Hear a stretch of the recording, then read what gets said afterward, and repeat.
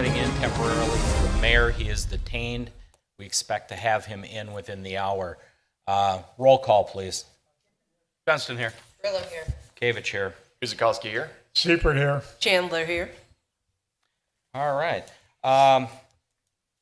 Minutes of November 8th. Has everybody had a chance to review the minutes?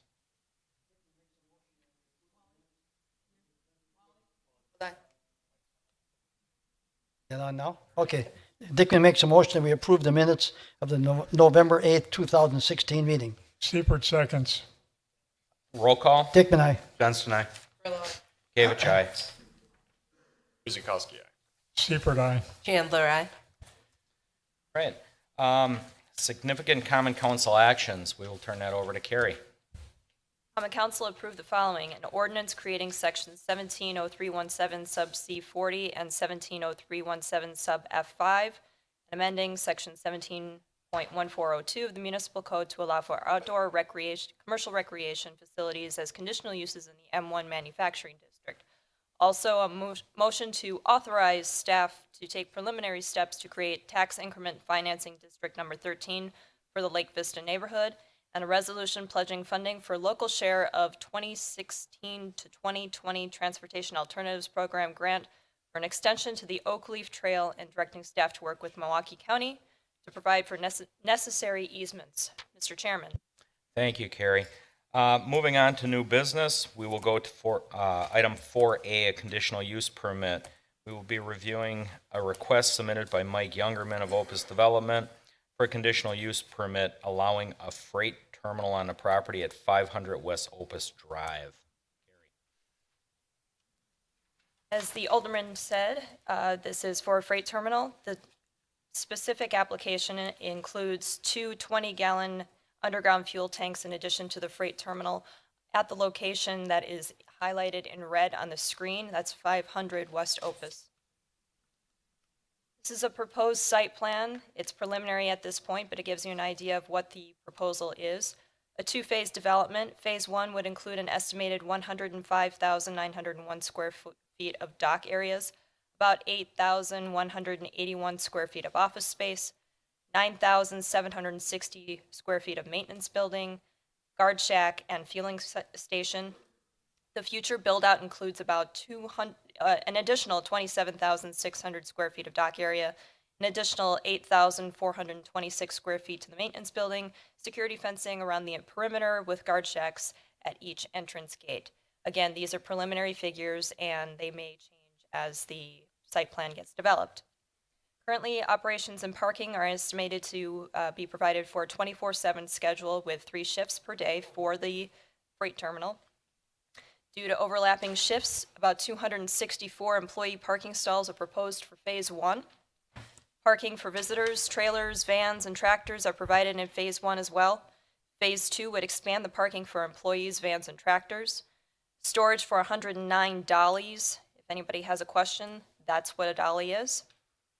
Those are provided in Phase 1. They would be expanded to about 155 at this point for Phase 2. Parking requirements for manufacturing, processing, and fabrication operations are 1 stall per employee during the shift with the most employees. About 315 employees are anticipated at full build-out of the property. Some items for the Plan Commission's information. Wetlands are on the property. A delineation, including any DNR required buffers, will be required prior to the submission of plans for plan review. The preliminary site plan may need modifications to meet required setbacks, buffer areas, and landscaping, and staff continues to work with the applicant to address those items. Due to the proximity of residential properties, staff recommends that the applicant incorporate significant vegetative buffers and decorative screening into the site plans. You'll notice that there are several residential properties to the south of the road that's kind of going into the middle of the property. Staff also recommends the applicant consider reduced lighting, monument height as well, or mounting height, as well as fixture type, and limited noise during nighttime and early morning operations. And as a point of information, all architectural standards will need to be met for that review. We received comments from the Oak Creek Water and Sewer Utility. An agreement for water services was signed in 2007. Therefore, the water main loop needs to be completed between Opus Drive and Oakwood Road. The applicant has been made aware of that. There was a TIA study that was conducted as part of this project. Results indicated the need for future off-site transportation improvements.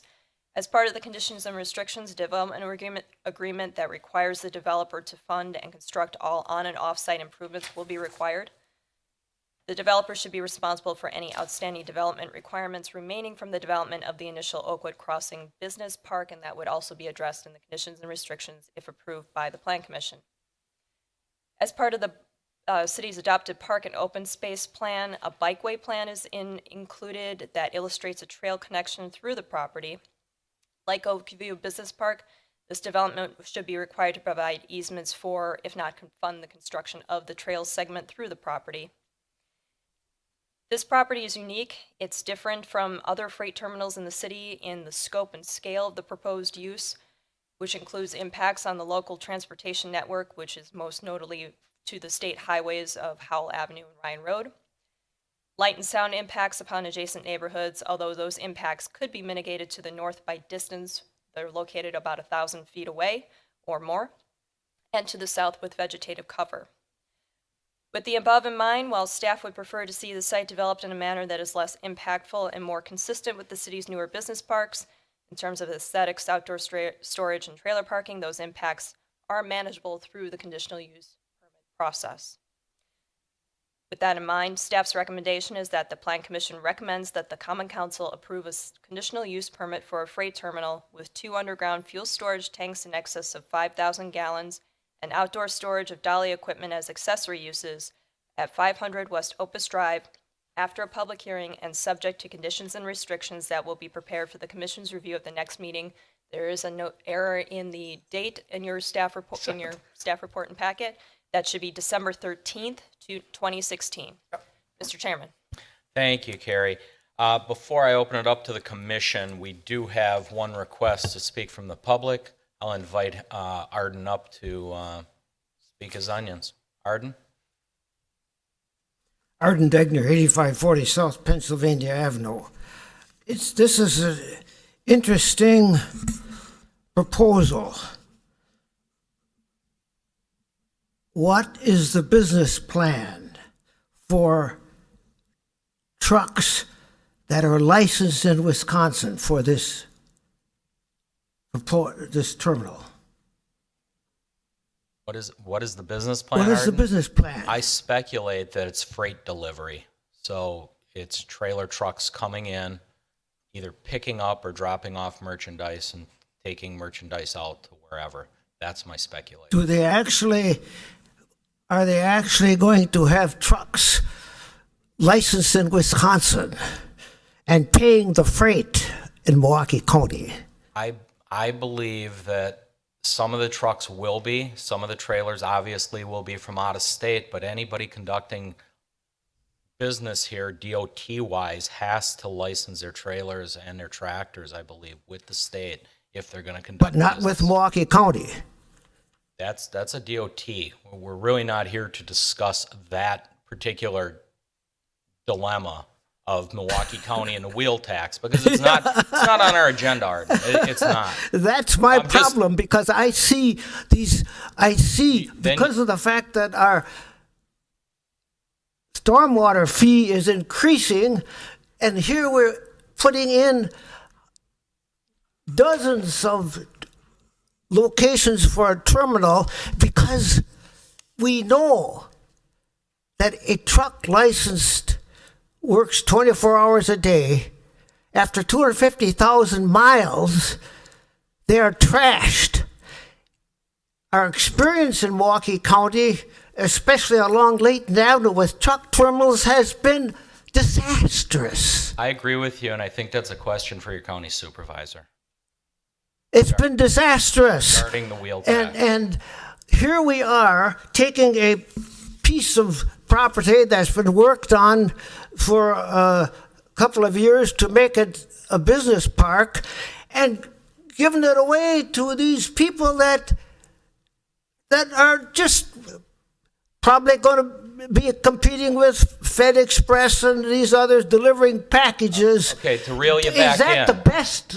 Arden. What is the business plan? What is the best use for this property? Arden, back to the conditional use permit. How's that? But the question is conditional use permit on this particular topic. All right?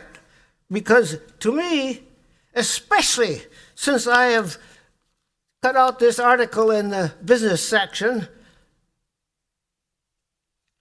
why on earth do we need another giveaway like IKEA? I see another tax-paid entity because we're soft touches. Oak Creek will give every resident that lives here an increase in price, increase in stormwater fees, but yet these other people that will only be here 5 years because the trucks will deteriorate and will be stuck. Again, Arden, I'm going to ask you, do you have something to say about the conditional use permit? Well, that's what I'm saying. I'm saying we're got going to 2 be more stuck minutes, with a so say it deteriorated quickly. facility just like the rest of it, and I pray that you vote against this. Even the mayor said you wouldn't accept financing. But no, you Thank- people are smarter than that, I would hope. Thank you. All right. I have nobody else asking for comment. I will now turn it over to the commission for questions and comment. Fred? Yeah, I'd like to know, are the owners here that are proposing this terminal, would you please step up? I have a few questions for you. Name and Yeah, address. Dave Nelson, 1520 Red Oak Court in Middleton, Wisconsin. I represent the applicant. Can you tell me how many trucks that will be coming and going on a daily basis to start with? And as you expand, how many trucks will then fill in that time? There is information submitted with the packet on attachment A. There's on a daily basis, there's a total of 382 arrivals and departures to the site. Is that for the first phase or the That's for the total build out. So total? yeah, The I don't second have phase it too? broken down to the phase. So Is there any guarantee that you will have these people use Howell Avenue and Ryan when they get off the expressway rather than coming down 13th and then using Oakwood? the requirements are that they use Ryan Road, Howell, and then coming up Oakwood to Opus Drive. That's the designated route as I understand it. Now, it can be posted as no trucks. Short of that, I've got no way to police it, I guess. The owners know that that's the requirement. If I may clarify, it is posted for no trucks. So there would not be any truck traffic on Oakwood Road west of Opus Drive from this development or from the Oakview Business Park. How do we enforce that though? It's a traffic condition that's enforceable by our police department. I would ask that, if there are instances where people are noticing violations of that, to get as much information as possible and submit those to the police department for enforcement action.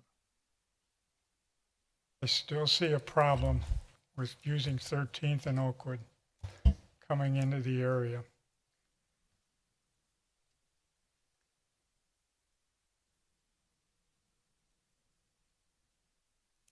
that it, Fred, for now? Yeah, Okay.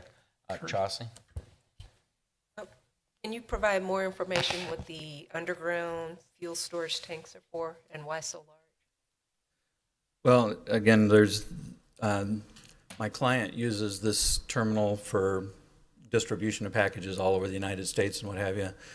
And obviously, the price of fuel fluctuates a lot these days.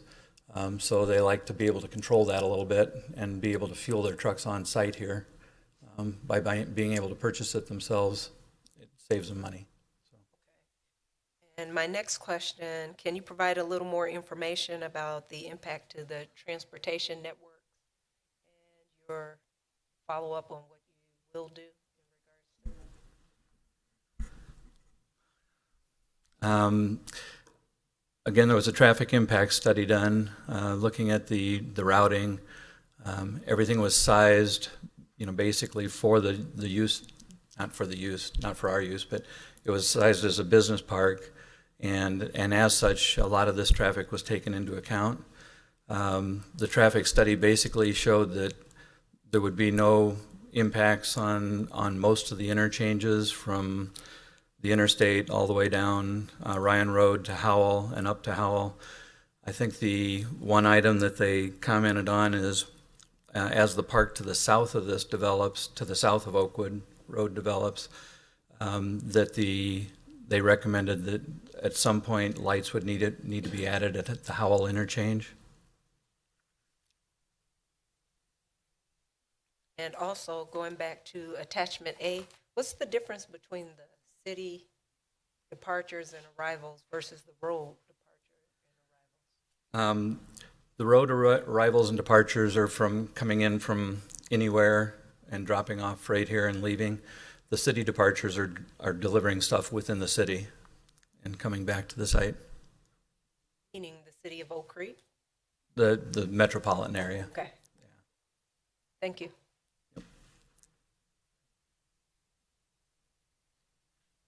Can I clarify one point?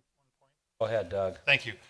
To be clear, while the TIA, which is traffic impact analysis, was prepared for your development and concluded on your behalf that there would potentially need to be some improvements made to the Opus Drive, Oakwood Road intersection as a result of additional traffic from Oakview Business Park as well.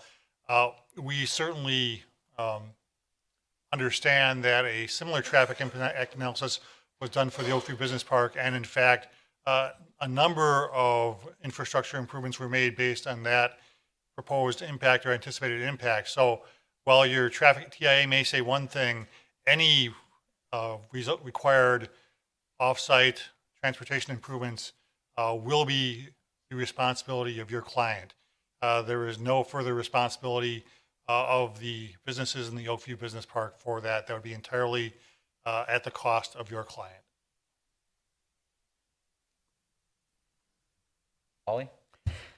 We've always had concerns over the years about the number of trucks that are getting on the interchange at Ryan Road and I-94. And I'm sure that a large number of these vehicles are going to be going there. So you said they'd be responsible for any improvements or changes, but would it go as far as that they'd have to make big, change that? Because that's a state-funded thing.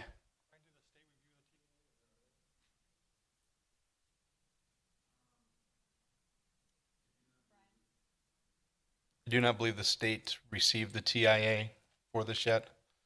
The original TIA for the site was reviewed by the state.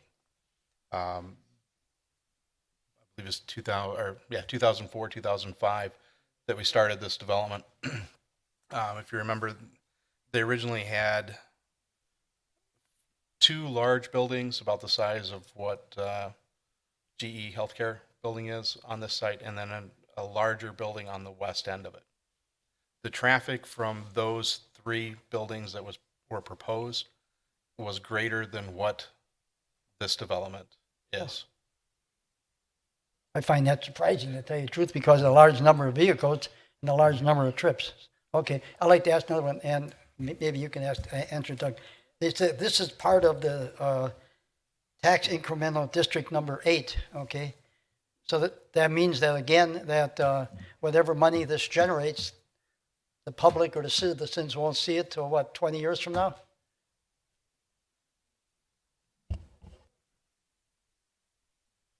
This is part of TIF District number 8, and as such, there is a base value that has been attached to the district, which included the Yaskawa properties, the developed Yaskawa property, the developed what now is the GE Healthcare facility. The base value of that shows this additional acreage as undeveloped. So you're correct that until the district is paid off, that the additional increment from this would go to generate taxes to pay off that district. And to the extent that and let me clear up one thing. At this point, there is no financial incentive being offered as part of this development. So the additional income that would be generated by this development based on its assessed value would go to pay off the district. And once the district is paid off, that would accrue to all of the taxing organizations, the county, the school district, the state, METC, and the city. When we developed this number, what was it, number 8 TIF district, we usually project ahead when we think that we might have that paid off based on things happening. Do you have any idea when that might be? Or? I don't have the number from the project plan. Typically, those are 20-year, maximum 20-year lives of those districts. And that was several years ago, so I mean, there is some time remaining on that, and that life could be shortened as a result of this additional development. Yes. Okay, thank you. Yeah, thanks. Brian, anything? Dawn? Chris? You know, I just look at the proposal here, and I'm concerned about the location and relationship to Howell Avenue and the interstate. I do agree with Commissioner Siebert on the access to the interstate. The state still has not had an opportunity to improve those on and off ramps or that bridge yet. So that's an issue for me, as it does lie in that part of it lies in my district. And the question really is this the best use for this property? And that's kind of where I'm struggling right now. Fred? I also see a problem down the road as we develop Oakwood Park and you get more businesses in there. You're going to get a lot more truck traffic, and we're going to have a major problem getting in and out of the side streets on Howell Avenue around Oakwood and Elm and so forth. I see a major problem unless they improve that road, the Howell Avenue south of Oakwood and Elm on Howell. You know, there's a major problem with that hill there and seeing and the traffic coming. I just see a major problem, and I agree with Chris. This doesn't appear to be the best location. Okay. Guess I have the floor. So we'll start out with a couple of my questions. You have to fill out a form, sir. If you want to speak, they're in the back. Oh, you're part of the deal? Come on up. You look like a resident. Come on up. I'm Carl Rudebush. I own the company that's responsible for putting the due diligence together for our client and involved in the project. And one thing I would like to say, listening to the commissioners, that it sounds like, if I'm hearing this correctly, that a previous project from the original project that had 3 buildings on it, on the site would have generated more traffic, truck traffic, than this particular project might generate.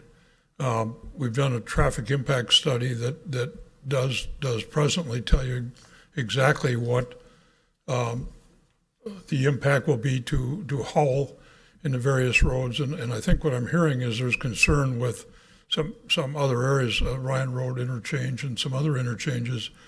And although that sounds to me like you certainly have some valid issues there, I don't think those issues go away with other buildings. It doesn't sound like building 3 different buildings or developing a different business park is going to necessarily solve those problems.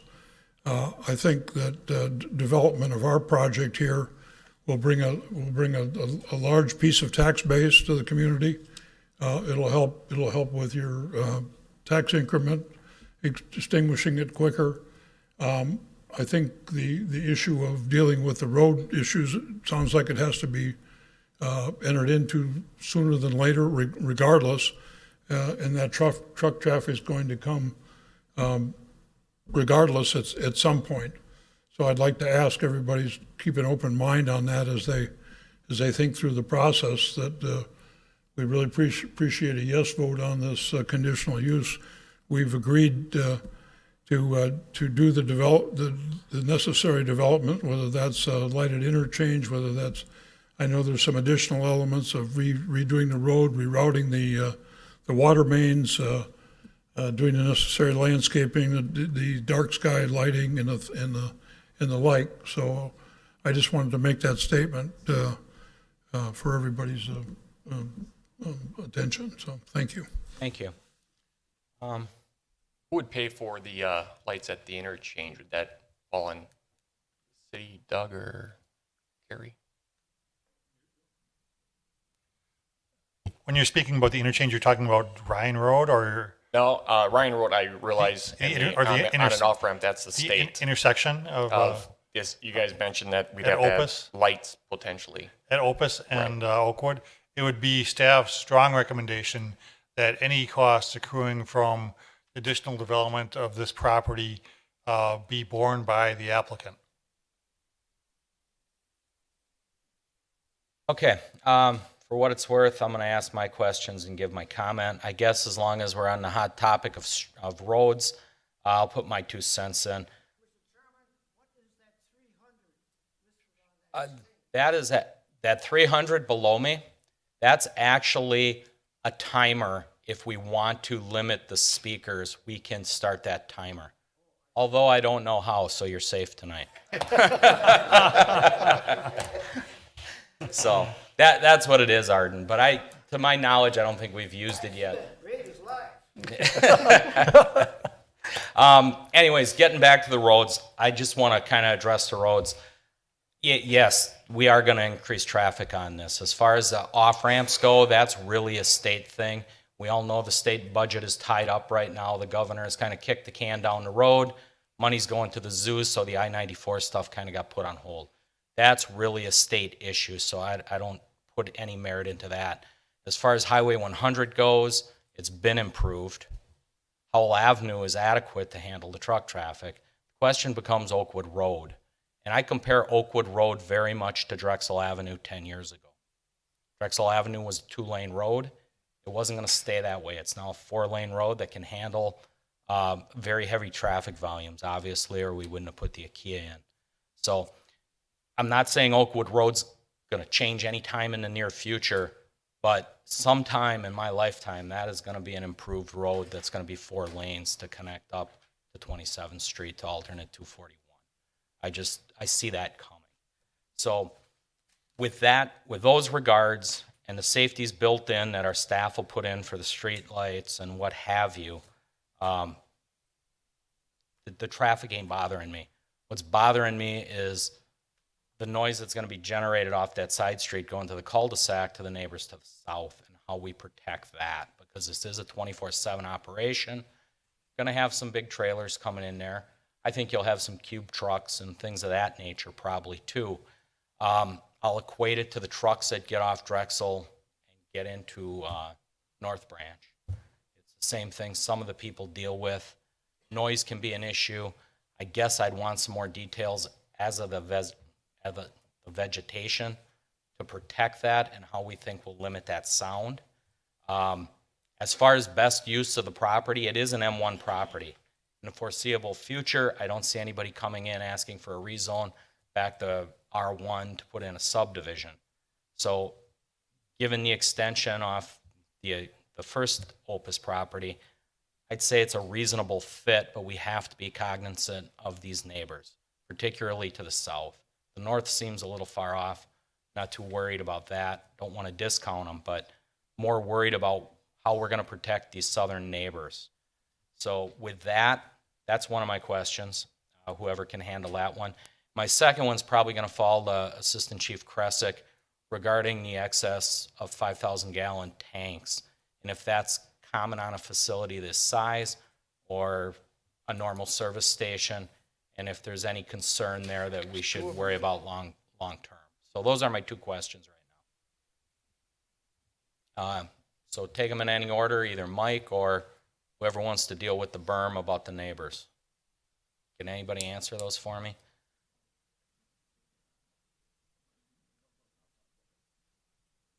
Good evening, Mike Kresick, Fire Department. In regards to the fueling, the underground tanks, it's similar to a service station setup. It's not unusual for larger entities, larger freight outlets to do fueling on site. Certainly that is regulated by the state as far as the installation and the code enforcement requirements for the planning associated with that. So are there a great deal of concerns with that from the fire department? Obviously, you're putting some sort of hazardous material on site. It certainly isn't an above-ground tank, so we would be okay with the underground setup. Okay, while you're here, Mike, it looks to me like you'll only have one entrance point to this facility. Can you get in off Oakwood Road there on the western end towards the railroad? Now, it's my understanding there will be an emergency access point on Oakwood at the west side of the property. Okay. Of course, hydrant setups will have to happen, or do you rely on the pond? It's very early in the process. Once we have some finalized plans, some site plans, some building plans for the site, we'll be able to work with the developer to establish hydrant coverage areas. I'm assuming with the size of the structure, you're going to have several sprinkler systems in play also. So certainly as the plans develop, we'll work with the developer to come up with the most efficient setup for hydrants. Okay, and then, you're probably the wrong guy to ask, why did we extend that cul-de-sac back so far to affect all those other properties for that turnaround? And is it even necessary? That question I could not answer. Okay, anybody have Brian? That was part of, it was originally called Oakwood Crossings. That was the phase 2 development of this, extended that back, and that was to serve what was originally laid out as 3 buildings going back there. So theoretically, that road wouldn't have to go that far? Or it's there? It's already in. Yeah. Never mind, I stand corrected. Okay. Can anybody address my berm question about the neighbors to the south and how we'll do our best to protect them? I guess a couple of things in regards to that. The trucks coming in and leaving the site obviously will generate noise. In terms of backup alarms, they don't have backup alarms on the trucks and trailers. They do have about, I believe it's 15, if I remember the number right, of these movers that they use on site to move the trailers around the site. Those do have backup alarms on them, and they're required by OSHA to have backup alarms on them. We can set those to the lowest level that OSHA allows to help control the noise, but they do have to have the backup alarms on them. The building has been set back on the site, kind of as far as we can set it back away from the neighborhood to keep the traffic and the backup alarms and stuff as far away from the neighborhood as we can in that regard. So we do have 30 foot along the front of the property as a required setback from parking to the road, and we can try to do some berming in that area to help build up a little bit of a barrier there. In 30 feet, you can't do a lot of berm there, but you can get some berm, and we can get some vegetation on those berms to grow up and help screen and deflect the noise a little bit. In regards to that cul-de-sac entrance, really the trucks won't be going down that drive at all. Once you get past the driveway coming into the site, which is up there close to the east end, the only vehicles that'll be going on down that road is there's an access drive that goes to the maintenance building at the back there, and there's a little parking lot in front of that for the employees that work in the maintenance building back there. There's about 23 cars back there. Those would be the people that would use the rest of that road there. So. Okay. That might be an interesting possibility if the city would consider it abandoning, if that road isn't necessary for any other purpose, if that could be abandoned and that cul-de-sac perhaps moved to the east for turnaround, abandoning it, and that you could create a much larger berm, and we could still get access to the rear of the property. Just a thought. I mean, you'd move the cul-de-sac to the east. well, I'll walk point? over there if you wouldn't mind. No. Well, you can show the audience, and then maybe Carrie can explain it by pointer. Yeah, you got to stay on the microphone. It's being recorded. I'll try to do it with words. Okay. Okay. The cul-de-sac is by the wetlands. If that were to, that's simply there to turn around. If that were to move that way, to the east, the main entrance is kind of where they're showing the square there. That's where the trucks need to get into. They really don't need to get down that road. The only person that's going to go down that road is somebody that doesn't know that they're going down the road and they need to turn around. So what I'm saying is if we could reallocate that property, so that we already have a 30-foot setback from the existing property line, that we can create a lot of room for vegetation and a berm, but if we had some more room, that we could create an additional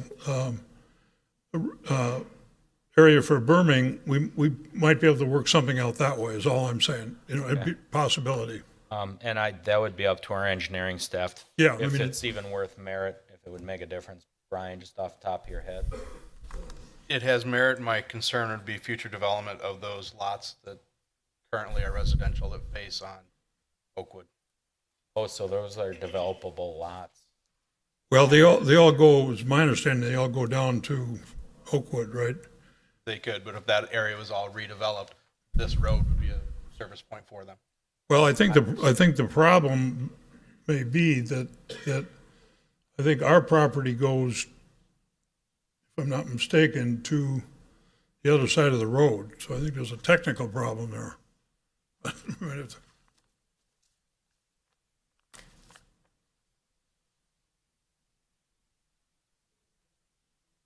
It means on the, what the, well, Brian's saying keep the road there in case on the back side of the homes, they wanted to put in more homes. But Not the homes. applicant's saying he may own part of that, so they wouldn't be buildable anyways. Okay. So either way, those are what I see as my challenges as far as because it is just a conditional use at this point to allow it in. So again, my biggest concern is these neighbors to the south. Again, it is zoned M1. I understand the business. A little bit worried about the noise more than anything for these neighbors. It could be quite impactful for them. And I'm sure there's probably about a dozen of them that would be affected. So I don't know if I exactly got the answers I wanted to hear on the berm, and it's hard to say just how effective that kind of thing is. So, any other comments? Dan? Wally?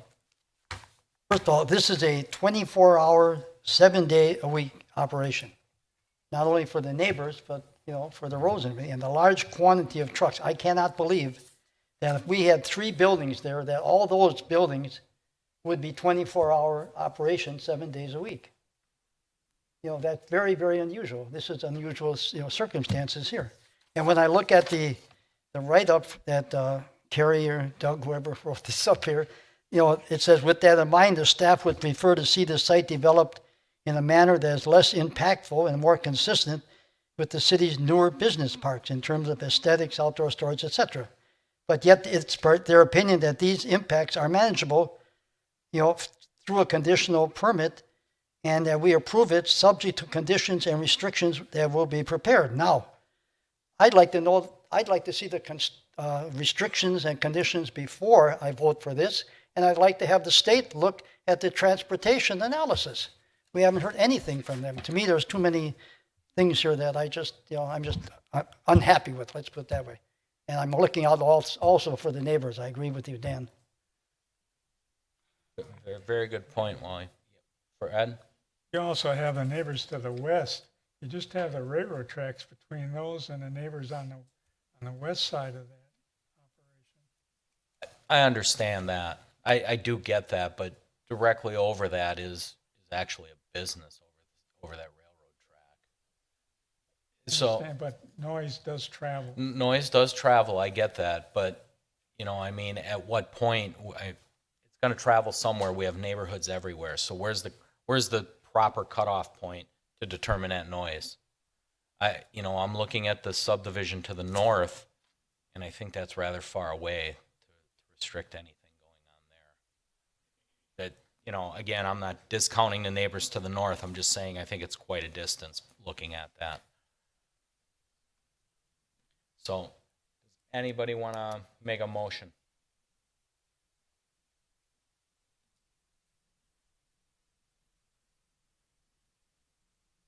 Okay, you know what? I'll make a motion. I'll make a motion that the Plan Commission recommend that the Common Council approves a conditional use permit for a freight terminal with 2 underground storage tanks in excess of 5,000 gallons, and outdoor storage of dolly equipment as an accessory use at 500 West Opus Drive after a public hearing, and subject to conditions and restrictions that will be prepared for the Commission's review at our next meeting, which would be December, what is it, Carrie?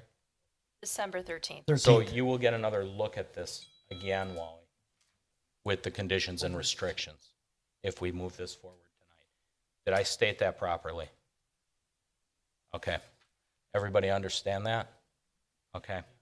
That's the motion. Is there a second?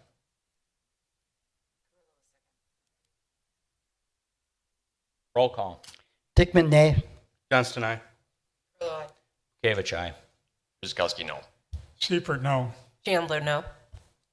2, 3, 4. 4. Right. So, okay. Back to the drawing board on that one, guys.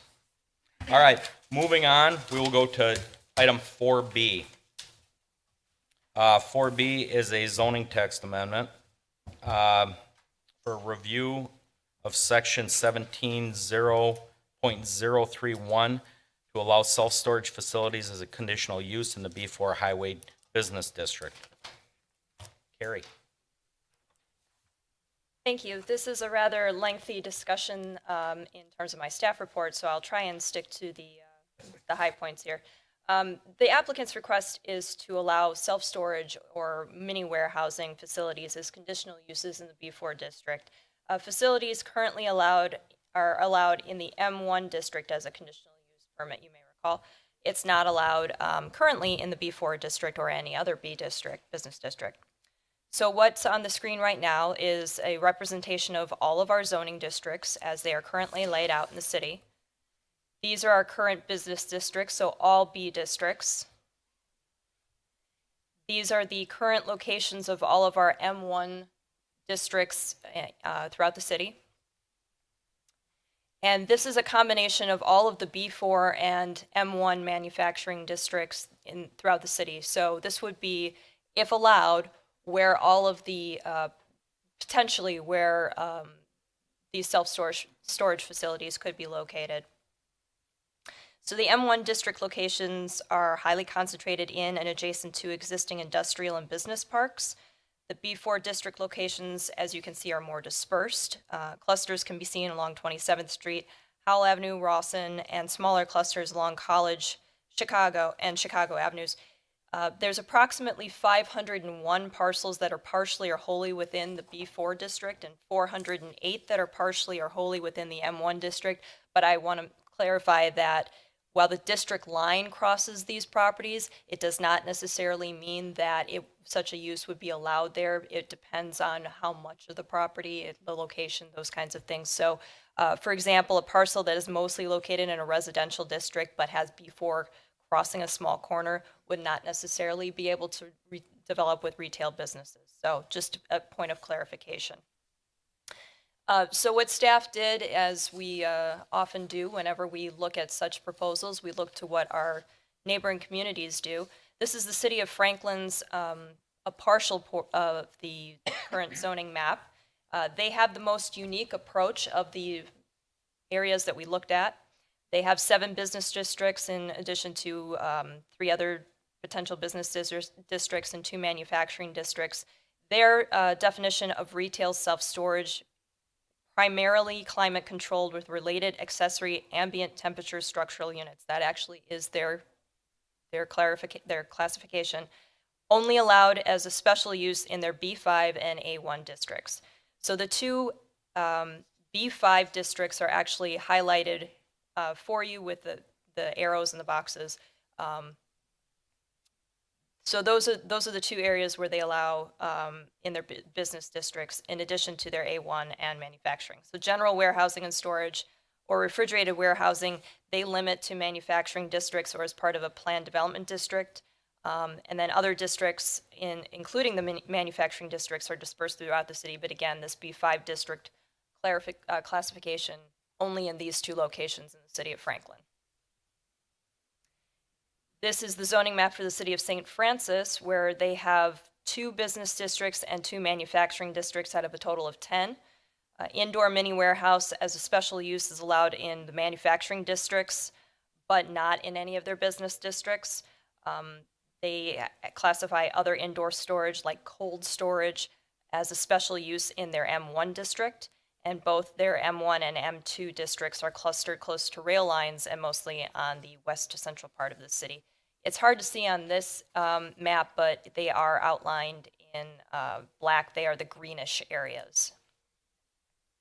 Moving on to the city of Cudahy, they allow self-storage facilities and mini warehouses in the M1 and M2 districts as conditional uses, not allowed in any of their 5 business districts, however. They historically have been heavily manufacturing based in their city, so this leads to a large area of the city that's zoned for manufacturing. So a great deal of their city could allow these kinds of facilities. This is the city of Greenfield. It's again a little bit hard to see here, but they have 5 commercial zoning districts, an office and professional services district, a business park district, and a light manufacturing district. That's these 3 areas over on the eastern portion of the city that are highlighted for you, or outlined in black rather. The M1 district is where the warehouse and storage facilities are considered special uses. They are not allowed in the business districts. I unfortunately I was not able to obtain a copy of the City of Wauwatosa's zoning map. They were having some GIS issues when I talked to them. They allow residential storage warehouses as permitted uses in their M1 and M2 zoning districts, though. So this is the City of Waukesha's zoning map. They take a little bit more of a more lenient approach, if I can say so. They allow self-storage facilities in their B5 community business district as a conditional use, and in their M1 light manufacturing district as a permitted use. And both districts are scattered throughout the city. I couldn't determine an exact pattern. And finally, the city of Muskego. This is very difficult to see. There are some parcels that are outlined in blue. They have an approach similar to Waukesha's. They allow self-storage facilities in both the B2 Local Service Center District as a conditional use and their BP3 Business Park District as a permitted use. They also attach specific lot size and open space requirements to that district. So as you can see, there's a varied approach in the surrounding municipalities around us in how to address this issue. So the applicant's proposal offers that the city could address design and operational issues by classifying self-storage facilities as conditional uses in the B4 district. The proposal recommends certain minimum criteria in addition to existing district requirements. Such things would be that the facility has at least 1 multi-story temperature-controlled building, no smaller than 30,000 gross square feet, no larger than 60,000 gross square feet. That no building is more than 36 feet in height, that no side of any building that faces residential properties shall have individual units that are accessed directly from the exterior of the building, that no outdoor storage of any kind will be permitted on the site, and that customer access shall be restricted to the hours of 6 a.m. to 10 p.m. So those are some of the some of the things that the proposal includes for the Plan Commission's consideration, if you want to include them in the B4 district. You will recall that there was an option to allow self-storage facilities in the B4 zoning district that were mentioned during the comprehensive plan amendment review for the College and Howell site that the applicant had a proposal on that was approved. Staff expressed then reservations about the ultimate development of that corner, considering its identification in the comprehensive plan as a major entryway to a major corridor. The commission did not support amending the zoning district, but rather the commission determined that an amendment to the comprehensive plan and rezoning to M1 for the College and Howell site was preferable because it limited the impact to that specific corner and development rather than impacting the entire city. So with that, staff looked at what could we do, considering that at that time the Plan Commission was not in favor of changing the zoning district to allow these in all of the B4. So, what can we do? Well, if the Plan Commission has new thoughts about allowing this in the B4 district, we can look at amending the B4 district to have specific requirements addressing self-storage. So we could include those things that are offered in the proposal. We could also look at such things that I think it's Muskego and Franklin look at, which would be maximum gross and net floor area ratio, defined front, side, and rear setbacks that might be different than what is prescribed in the current district requirements, minimum lot sizes and open space requirements that could be different, buffer zones, pretty much open to a lot of different ideas at this point. Staff's alternative recommendation, rather than amending the B4 zone, if the Plan Commission does not wish to amend the B4 zone, you could direct staff to create a new zoning district that would look at this specific use and look at different areas in the city where this could be allowed, also the requirements for such a district. This recommendation is based on the approaches seen in other municipalities, actually taken from a recommendation in the comprehensive plan as well. Staff recognizes that creating the zoning district would necessitate discussion with departments, the public, the Plan Commission, and ultimately the Common Council to ensure that appropriate requirements, considerations, and locations are adopted. And while staff recognizes and appreciates that this direction is not the applicant's preference, we have had discussions with the applicant's representative, and it seems like this would also be something that everybody could work within. So staff's recommendation is that the Plan Commission not recommend to the Common Council that the Municipal Code Section 170315 be amended to allow self-storage facilities as conditional uses in the B4 Highway Business District, but rather that the Plan Commission direct staff to research and present options for the creation of a new commercial or manufacturing zoning district. Now, I did skip over a few things that were in my report, so if you have any questions, I'd be very happy to answer them. Mr. Chairman. Thank you, Carrie. I'm sure everybody took that all in and has everything down pat on that one. A little bit like eating an elephant there. That's a lot of information.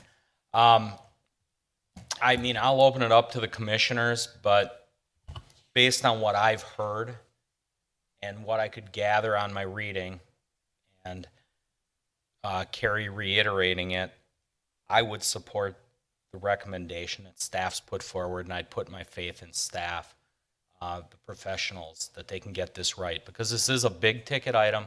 It's going to affect the city long term for a long time. I think we really need to research it and make sure we get it right. But I will. That's my opinion. I'll open it up to you guys. Wally? Okay, first of all, as we know, Mr. Gallagher, I mean, he's putting a very fine self-storage facility in our city. So, but if he had not requested this change, would the planning department even looked at it at this time? At this time, it's likely that we wouldn't have, but that's not saying anything with regard to the validity or anything like that of the proposal. It's not something that staff had considered, simply because we've been looking at other things in the city, and it's not quite frankly at the top of the list. Did Mr. Gallagher or his representatives say something that they were looking at would like to build more self-storage facilities in Oak Creek? I just want to know why he decided at this time to request that this be done. I believe the applicant's representative is here and might be able to answer that question for you. Welcome. Name and address, please. Thank you. Attorney Brian Randall of Freebird Finnerty and St. John, 330 East Kilbourne Avenue in Milwaukee. Here on behalf of Kelly Gallagher. Kelly could not be here this evening, but he has met with, I think, Doug Seymour twice on a potential site that we are looking at. He asked me to meet with, and I had the opportunity to do that with Doug and Carrie this morning and correspond with them as you know we do in advance of these things. To be honest, to us, it's $500 well spent. We checked the box on the application fee. Carrie has done a phenomenal job as far as presenting you with information and research, and truly what Kelly is looking at is a site in the city, but the zoning doesn't fit, and there are many of the same issues that we talked about the last time. And the reality is, with the type of product that he is interested in presenting, not the old school self-storage outdoor boats and cars that don't run and gravel parking lots, but what he's presenting is more in line with a commercial use, retail presentation. And many of those sites are not appropriate for the manufacturing, the M1 zoning designation. So that's the current home where self-storage is today. And in working with staff, we recognize that the broader, as Carrie had mentioned, the broader approach, if it's to be appropriate, that's the way to go about doing it. So while we designated B4, we thought that was the best of the business, the commercial categories where this might find a home at. To cut my presentation short, we do support the staff alternate recommendation to take a deeper look at this, maybe find a way that it could work, another category or another set of criteria that could be applied, and that may then work for us on a challenging site that Kelly is looking forward to investigating further. Brian, Dawn, Chris, Wally? I agree with staff. Okay. No, I'll not say. changing. Okay, with that, we'll look for a motion. The deputy will make a motion, the plan commission not to recommend to the common council that municipal code section 17.0315 be amended to allow self-storage facilities as conditional uses in the B4 Highway Business District, but that the plan commission does direct the staff to research and present options for the creation of a new commercial or manufacturing zoning district. And I'd like to add to it, as you pointed out, Carrie, in your discussion of an alternate way to look at it. Guzekowski will second. Roll call. Dickman, aye. Johnston, aye. Kavich, aye. Guzekowski, aye. Seifert, aye. Chandler, aye. Excellent, thank you. Staff will look into that, Mr. Randall. Moving on to new business, item 4C, certified survey map. Review a certified survey map submitted by Jerry Frankie of West Park for the property at 300 West Oakwood Parkway. Carrie.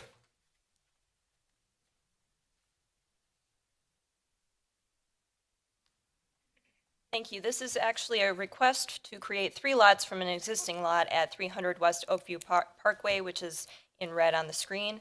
The CSM would create 3 lots of conforming size for the district. A cul-de-sac was revised to be 4 feet further north, and I believe that revision came after the Plan Commission packets went out. So this is the proposed revision. If the Plan Commission is comfortable with that, it would be a requirement for that revision to be incorporated into the final document. The Water and Sewer Utility has provided comments to staff. The applicant should ensure that the water main easement traversing the property remains intact. The applicant is aware of that and has indicated their willingness to address that. Also, the engineering department has provided a comment that the 20-foot wide general utility and sidewalk path easement that extends outside the boundaries of the current CSM onto CSM 8719 will need an additional easement document. Staff continues to work with the applicant to address these issues, and they have indicated their willingness to work on that as well. One more note, dimension notes are covering up the wetland lines, so staff recommends that the applicant provide a sheet that shows the wetland details. That's a minor thing that can be corrected.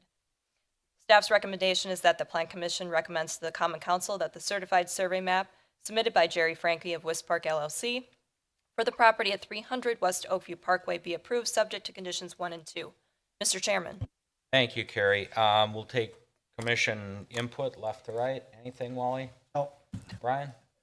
I just want to point out that the engineer's comments about the 20-foot utility easement has been addressed with their updated cul-de-sac that's shown on the screen now.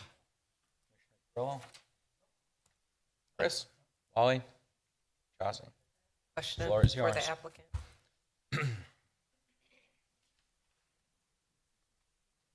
Nate Frankie, Zilber Property Group, 710 North Plankinton Avenue, Milwaukee, Wisconsin.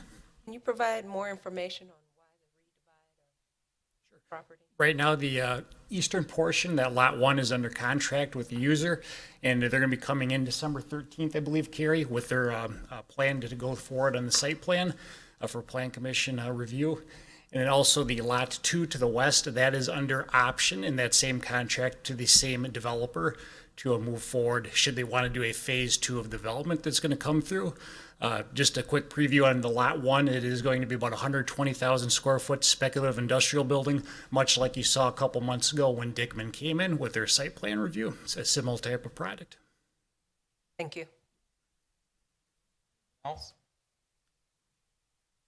Again, to me, it just makes sense. They're dividing up these properties to get them ready for development. They're a little easier to develop. And as Duggan mentioned in our first item, this just adds to getting that TIF done quicker. Although I don't exactly know the timeline, it is in pretty good shape the way it's shaping up and developing. So with that, we'll entertain a motion. Seifert moves that the Planning Commission recommends to the Common Council that the certified survey map submitted by Jerry Franklin, West Park LLC for the property at 300 West Oakview Parkway be approved with the following conditions. 1, that all easements and wetlands are shown and clearly labeled on the map prior to recording. 2, that all technical corrections, including but not limited to spelling errors, minor coordinate, geometric corrections, and corrections required for compliance with the municipal code and Wisconsin statutes are made prior to recording. Chandler seconds. Roll call. Dickman, aye. Johnson, aye. Grillo, aye. Kavich, aye. Guzekowski, aye. Seifert, aye. Chandler, aye. Excellent, thank you. Moving on, we now will move to 4D, plan review. Review of site, building, landscape, and lighting plans submitted by Chris McGuire Quick Trip for the site and building modifications at 2040 West Ryan Road. Carrie, it's yours again. Thank you. So these are site and building modifications that are proposed for the existing gas station that is at that property. And as a point of information, the restaurant components that were part of that convenience store are going to be removed as part of this application. I apologize, it's a little bit hard to read on the screen, but this is the proposed site plan showing the existing layout and what the proposed layout would be. It's a little bit difficult. Again, here's the convenience store location, the existing car wash area, and these are the fueling canopies. There used to be a drive-through component that came across the southern end of the property and wrapped around the east side of the building and around and out. Again, those components would be removed. Setbacks are met for the building. However, there is a parking area that is proposed on the west here. That does not meet the setback for the plan unit development that is in place on this site. That requires a setback of 25 feet from the right-of-way.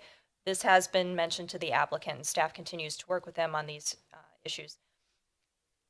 Outdoor storage and display of merchandise was originally included in the proposal. However, staff has talked to the applicant, and should that be requested, it would be at a later date for conditional use review. Signs were included as part of this application, but are not part of this review. Those signs have some different requirements as part of the planned unit development that differ from the existing sign code, so staff is taking a look at what exactly needs to be done for permitting purposes there. These are the proposed elevations for the convenience store renovations, the exterior renovations. So the north elevation, they're looking to do some paint of the existing CMU that's there. There's also the addition of, there it is, on the east elevation for a walk-in cooler. That's in this location here. The parapet, the tower element is already existing, but there is a proposal to put this green cap roof on top of it. Also, the main entrance elevation is on the west. That would incorporate a new vestibule that would be constructed with brick and ephes. A condition of approval is recommended for the Plan Commission that the brick be a minimum of 4 inches thick per code. Also, code says that ephes may only be used as an accent material comprising a maximum of 25% of the visible perimeter. As ephes is only used on the new vestibule component, it does not exceed this limit, so staff does not have an issue with the use of ephes, just wanted to point that out. Again, the green metal roofs are proposed over the vestibule and on the tower element. Existing windows on the west elevation would be replaced, and staff has recommended that the south elevation receive some additional treatment through the addition of spandrel windows, material changes, or some other component to break up the solid wall. And unfortunately, we were not able to include this in the staff report. However, the applicant has provided some revised elevations of the south for your consideration. Staff's choice of the two alternates would be for alternate B, adding some additional spandrel windows again on that south. The reason they would be spandrels is because that is the location of the proposed new interior restroom facility. You'll note on the elevations that you can see the rooftop mechanical units. These will be required to be screened per code. Also, any ground or building mounted mechanical equipment must be screened per code. Back to the walk-in cooler and freezer that's on the east, staff has recommended that that be painted to blend in more with the building rather than painting it the lighter color that's proposed. Going out to the car wash, there is an existing car wash. The plan is to demolish that and to rebuild with this new brick building that would match the look of the convenience store, incorporating that green metal roof, the color of the red brick, also adding glass block windows on the south. Then there's overhead doors on the entrance and exit portion. Again, signage is not part of this review. It would be, we would compare it to the plan unit development requirements and then address, we would direct the applicant to the correct method for permitting.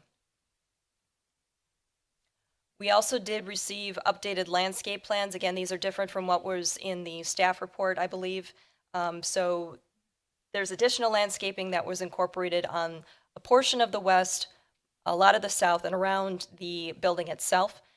There might need to be a few slight minor modifications again, and staff will continue to work with the applicant to address these. I will note that there is a trash enclosure that is called out on the northeast corner of the plans, and that there is an additional dumpster pad adjacent to the enclosure. Per code, all trash receptacles must be screened, so either an enclosure or adequate vegetation must be used for all trash container screening. We did receive comment from the water and sewer utility about abandoning a sanitary sewer lateral on the north. They also provided some suggestions for successful abandonment and replacement for separate fire protection and domestic water service. And with that, the staff recommendation is that the Plan Commission approves the building plans submitted by Chris McGuire of Quick Trip Inc. for the property at 2040 West Ryan Road, subject to conditions 1 through 11. Mr. Chairman. Thank you, Carrie. With that, I'll open it up to the commission. Wally. Okay, that walk-in cooler, that's an addition to the building that's there now, is that correct? That's correct. Okay, and then you want that finished to more appropriately match the rest of the building, correct? At least painted to match the building. Okay, and the other item is that, you know, they have another Quick Trip right over on, 13th and Ryan Road. Is there going to be any conflict with that? Is there anybody here that can address that?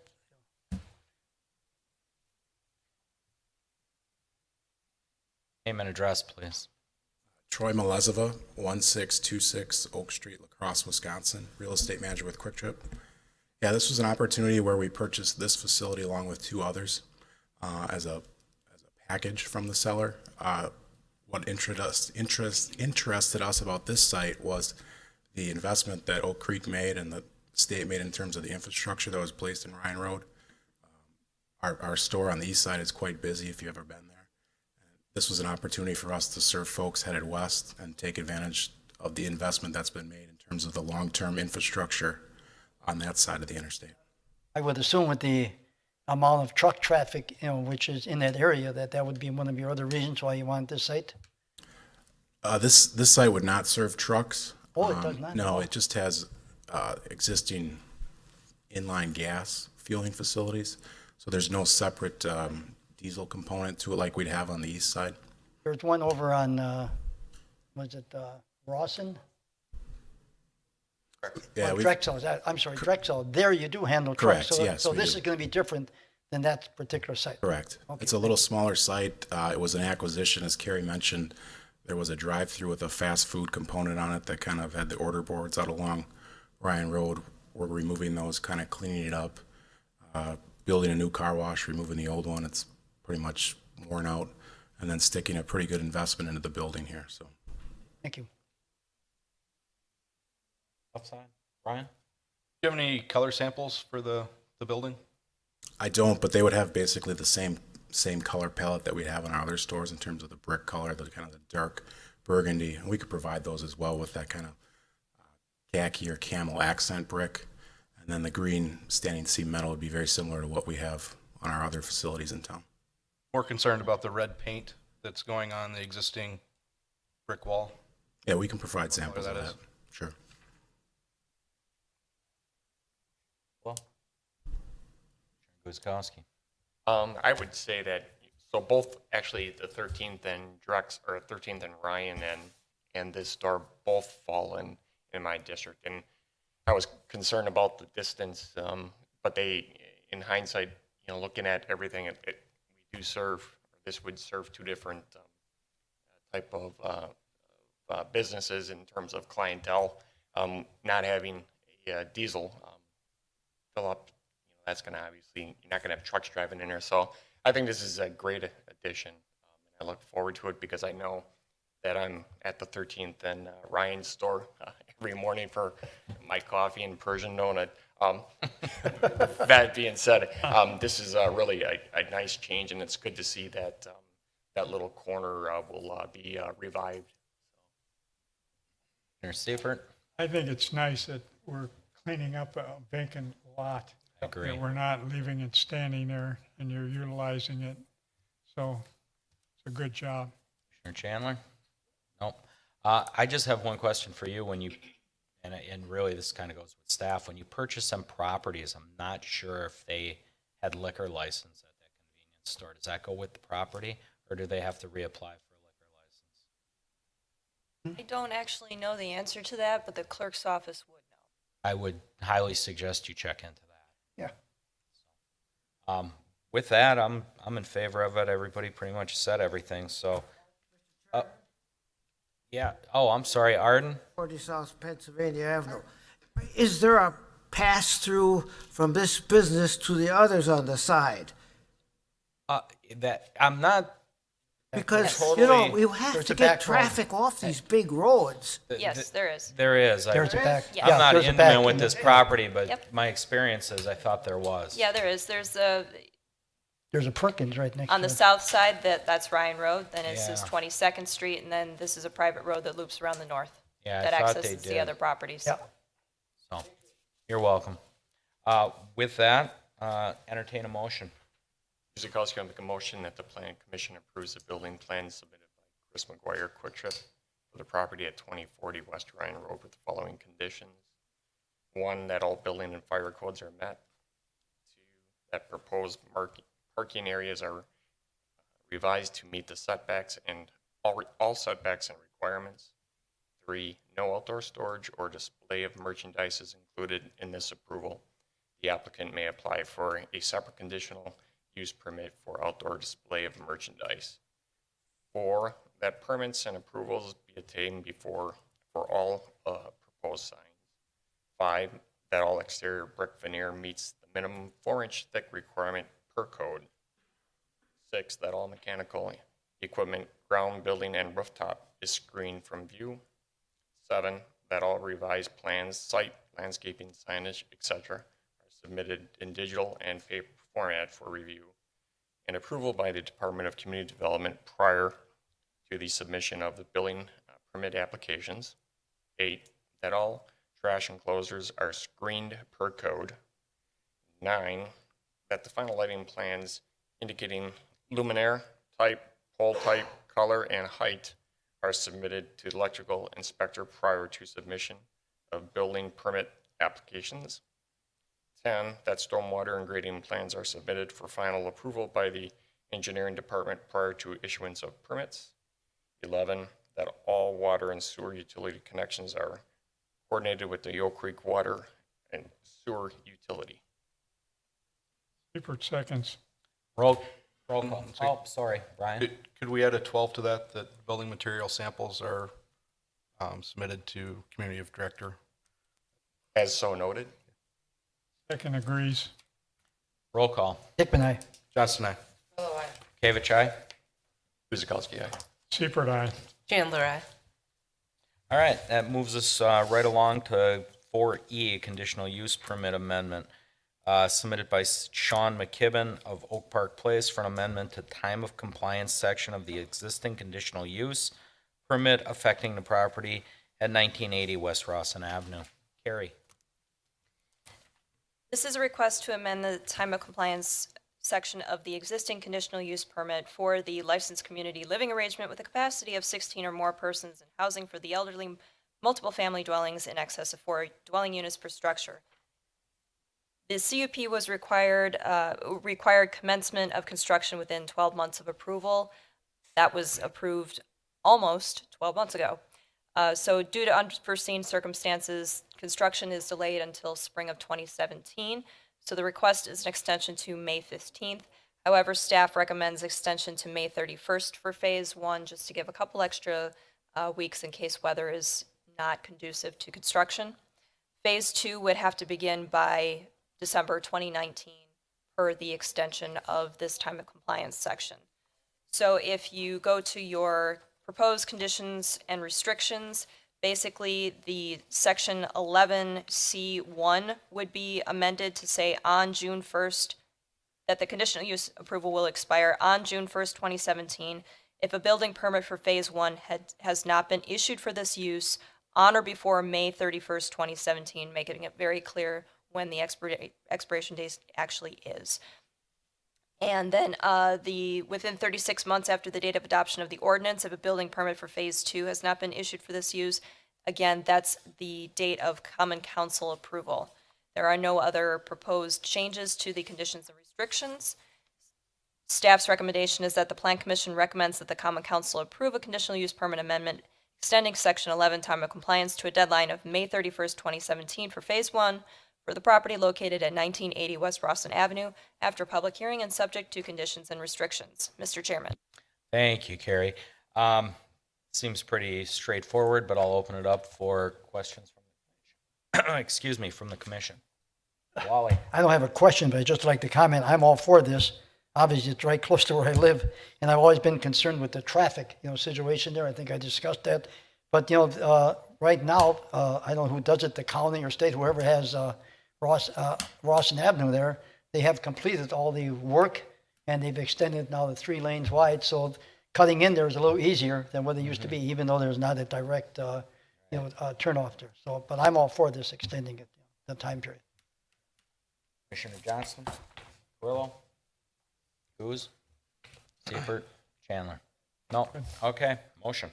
Dickman will make a motion. The Plan Commission recommends that the Common Council approve a conditional use permit amendment extending Section 11 time of compliance to a deadline of May 31st, 2017 for Phase 1 for the property located at 1980 West Rawson Avenue after a public hearing and subject to conditions and restrictions. Seifert seconds. Roll call. Dickman, aye. Johnston, aye. Kavich, aye. Guzekowski, aye. Seifert, aye. Chandler, aye. And our last item of the night, item 4F, a plan review for site and building plans submitted by DG 27th LLC for exterior modifications to an existing building at 8645 South Howell. Carrie? This is actually part one of two for the same property. The first part is talking about exterior modifications to the building. This is the I was former ready to shut it down. Blockbuster building, then a two-tenant building that housed the former Mattress Firm location and is the current site of Papa John's. The modifications to the building could accommodate up to 5 tenants, including Papa John's.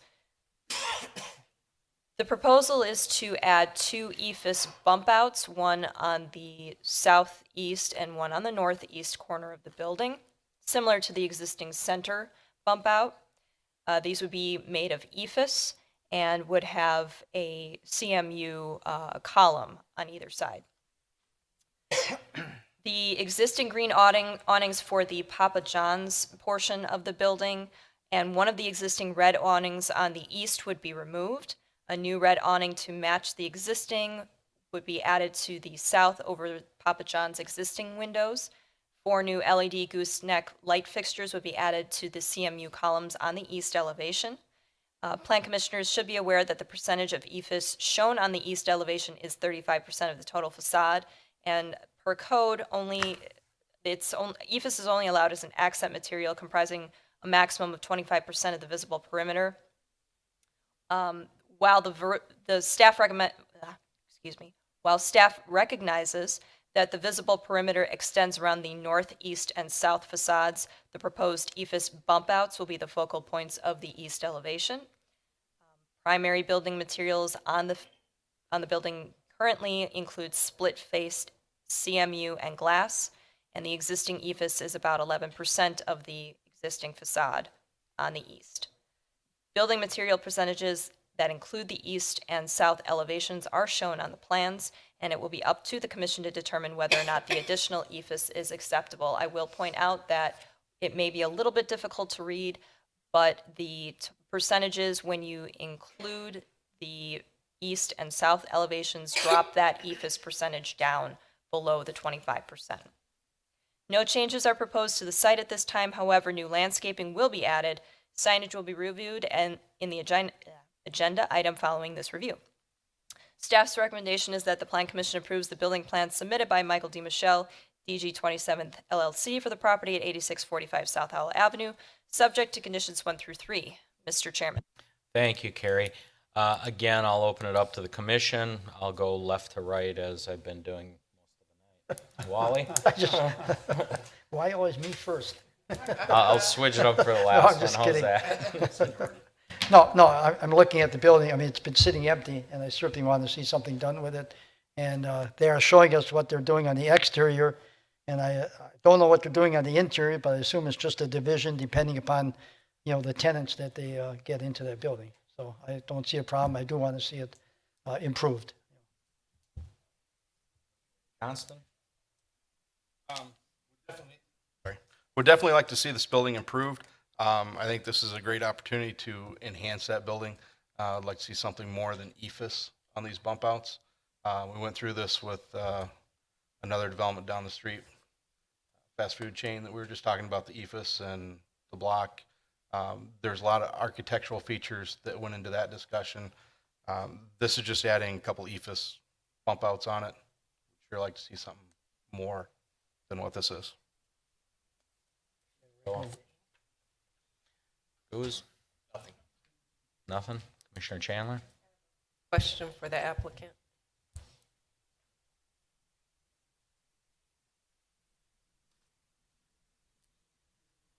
Hi, I'm Michael D. Michelle, 2060 North Humboldt, Milwaukee, Wisconsin. Welcome.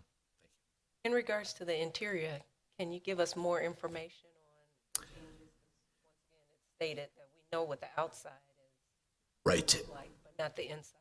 Building was built as a Blockbuster initially. I purchased the building last year, and so after Blockbuster left, Mattress Firm came in and Papa John's is there. So Mattress Firm moved out. They moved up to the Drexel Town Center, and We've been searching for tenants. We've got one that's going to be next to Papa John's, and this building is basically transforming from a single tenant building to a 2-tenant building at some point in its life, and now it's going to go to more of a 4-tenant building. So I thought I just wanted to do a few things to try to enhance the appearance of the building. It's pretty plain, given the fact that the focus was on the center where the entrance used to be for the Blockbuster. So I was just trying to kind of balance the building out a little bit as you get more tenants in it. I think I would hope we'll have at least up in the next 3 to 6 months. So I think this will help, and the lighting and everything just kind of make it a little bit nicer. Or are there actual changes on the inside? Well, yeah, I have to divide up that Mattress Firm space and then and add doors. We've got one divided now, and we'll be dividing up the other spaces if we have to. I mean, it'd be great if we get one more tenant, but if I've got to do 2 more, then that's what I'll do. Thank you. Great. For what it's worth, I agree. It's building's been here a long time. It's a needed enhancement, I'll call it. Do agree with Commissioner Johnston. It'd be nice to see another material considered to be done there, but for what it is an improvement to the building, and hopefully it will attract tenants, and you'll reinvent yourself down there and complement what's going on at Drexeltown Square. So with that, that's all I have. Motion. I typically make a motion, the Plan Commission approve the building plan submitted by Michael D. Michelli, DG 27th LLC, for the property at 8645 South Howell Avenue with the following 3 conditions. Number 1, that all building and fire codes are met, that all mechanical equipment, ground building rooftop is screened from view, that all revised plans, site, building, science, etc., are submitted in digital and paper formats for review and approval by the Department of Community Development prior to the submission of building permit applications. And I guess I'd like to ask Commissioner Johnson, would you like to add something on the EFS or as a 4th condition, or it's up to you? Otherwise, we'll leave it go. No? Okay, leave it. Okay, we need a second. Guzekowski will second. Roll call. Dickman, aye. Johnston, aye. Carlo, aye. Kavich, aye. Guzekowski. Shepherd, aye. Chandler, aye. All right, now the last item. I was on the back page. Man, I just cannot get the hang of this. So, last one is a review of a proposed sign plan submitted by DG 27th LLC for the multi-tenant building at 8645 South Howell. Carrie. So this is for tenant signage, the same building. One wall sign on the east would be allowed for each tenant. And then if the Plan Commission were to approve, there is an existing wall sign on the south for Papa John's. We'd be looking to add a mirrored sign allowance on the north for that northeast tenant. The Plan Commission has the discretion to approve the additional wall sign for these corner tenants per code. The signs comply with the code requirements for size.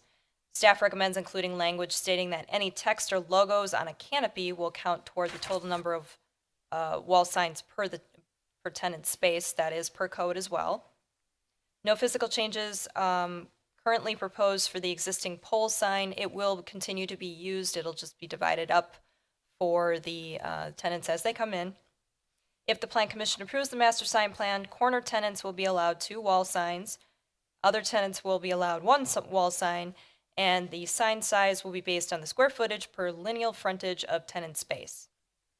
Sign design will be determined by the applicant, approved by the landlord, and not be an internally illuminated box sign that is included on this plan, so there is no question about that. Staff's recommendation is that the Plan Commission approves the sign plan for the multi-tenant building at 8645 South Howell Avenue with the condition that any text or logos on the canopies of the building be counted toward the total number of wall signs per tenant space. Mr. Chairman. Thank you, Carrie. Okay, we're all pretty versed in signage, I guess, on this commission. So again, we'll open it up this time right to left. Commissioner Chandler. Okay, I have a question for the applicant.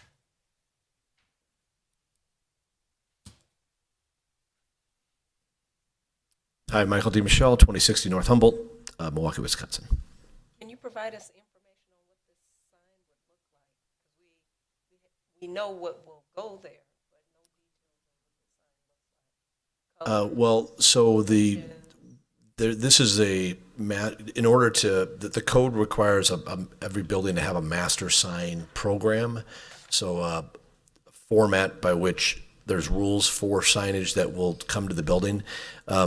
Each tenant that comes to this building is going to have to come to you, I think, with their individual sign. So it depends upon the business and what they want to do, but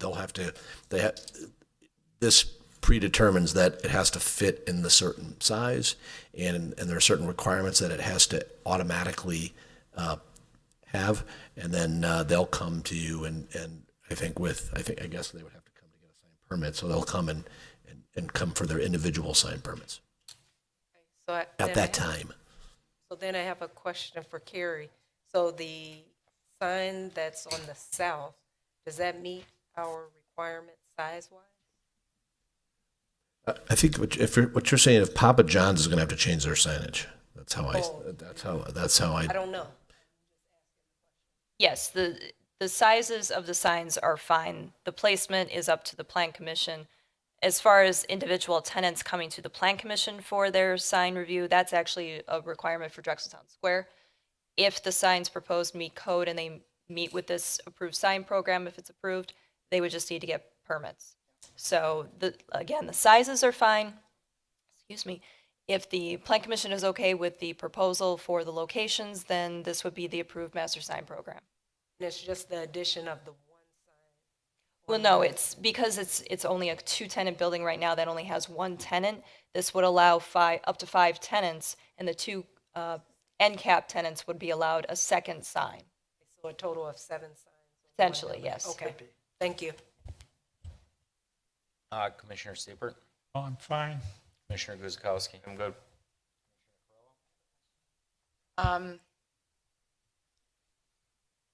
Is there a way that we can have the pole sign removed and replace it with a monument sign?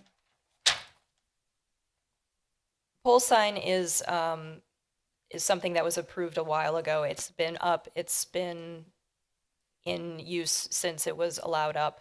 They have the right to continue to use it. It's the Plan Commission. You can recommend that they go with a monument sign. However, this particular site, I would think it would be quite difficult to find an appropriate location for a monument sign for its replacement.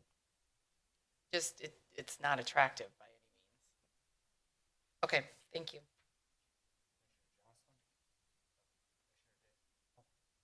Okay. For all intents and purposes, I don't have a lot of questions. I may not, it's up to the tenant and the applicant, but the north sign on the north side of the building, I don't know if you get a lot out of that with Noodles and Company right there. So your call. But other than that, I'm fine. I can just say that staff made a recommendation that if that tenant were to ever ask for such a sign, that they include it in the sign program, just as it's included in the entire program, so they wouldn't have to come back to amend it at a later date. And we may never see one there, Yeah, but it's included. I understand Yeah. your logic. It just looks kind of tight to me. But Yeah. other than that, we'll entertain a motion. Seifert moves that the Planning Commission approve the sign plan for the multi-tenant building at 8645 South Howell Avenue with the condition any text or logos on the canopies of the building will be counted towards the total number of wall signs per tenant space. Guzekowski will second. Roll call. Hickman, aye. Johnson, aye. Grillo, aye. Kavich, aye. PDI. Guzekowski, aye. Seifert, aye. Chandler, aye. And that is it. We will look for a motion to adjourn. Grillo moves to adjourn at 7:34. Guzekowski will second. Roll call. Hickman, aye. Johnson, aye. Grillo, aye. Kavich, aye. PDI. Guzekowski, aye. Seifert, aye. That is it. Thank you for joining us. Everybody have a safe and happy Thanksgiving.